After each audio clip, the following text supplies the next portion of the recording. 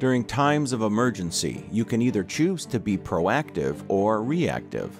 The difference is that by being proactive, you are more in control of the situation. If you're reactive like most people, your awareness level is low. Sudden acts of violence that seem to spring out of nowhere can take you by surprise because you're unaware of what is going on around you. There are thousands of people who have been victims of thefts, rape, robberies, and murders, all because they weren't aware of their surroundings.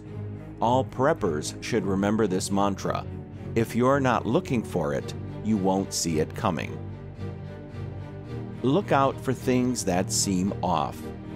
The first step to raising your level of awareness is to look out for things that may seem amiss or out of the ordinary. During a time of crisis, crimes will skyrocket. Even during peacetime, criminals are constantly looking for an opportunity to strike, and they want an easy victim. It's going to be someone, but you don't want it to be you.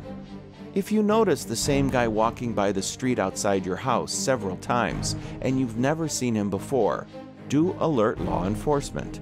Do not assume he's a landscaper. Something is amiss, and you need to be proactive. He could be casing your house with intentions to break in at night. It's better to err on the side of caution. Risk management. People by nature are not violent. Most of them abhor confrontation and physical fights because they do not want to hurt someone or get hurt in the process. However, there are some people who do enjoy causing pain. They may have anger issues or be mentally unsound. Burying your head in the sand and thinking that Mahatma Gandhi's nonviolent style is the way to go will probably mean that you could end up as a victim. If you're on the road and someone cuts you off, getting into a physical altercation with them may be tempting, but it's not the way to go. Stay calm. If you're outside and a group of youths make fun of you, do not approach them to sort them out. Let it go and move on. First rule of survival is to get away from a dangerous situation. If you're in a bus late at night and someone who looks creepy gets on the bus, stay alert and be aware of what they're up to without making direct eye contact. Do not bury your head in a magazine or glue your eyes to your mobile phone. They could attack you in an instant and catch you unaware. It has happened before, and it will happen again. Walk confidently.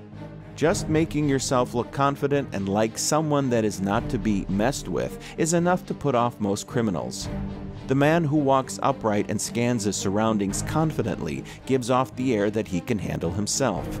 Criminals will steer clear of him because he doesn't seem like an easy target. The man who shuffles meekly to his car while clutching a newspaper under his arm as he balances his cup of coffee while trying to use his phone pinched against his ear with his shoulder as he opens the car door has the words "mugging victim" written all over him. Act brave, look tough and be alert, even if you're quaking in your boots. Presentation really matters. Teach your children well.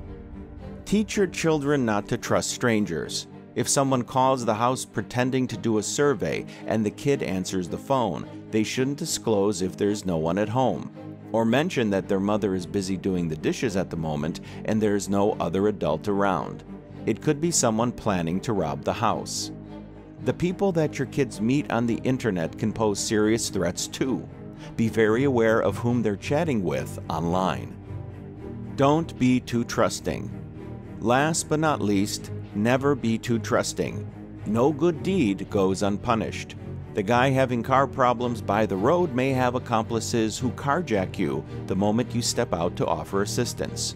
If you told a few of your neighbors that you're storing food supplies in case of an emergency, they'll probably laugh at your paranoia. However, when crisis strikes and there's a food shortage in your area, guess who is the first person they're going to think of approaching or robbing? Yup, it's you. Be careful of what you tell others. There can be severe consequences.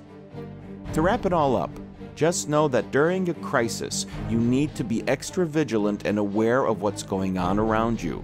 Stay alert, and you'll be much more likely to pick up on little things that just don't seem right. Your gut instincts will guide you. Listen to them, and you'll probably be safe.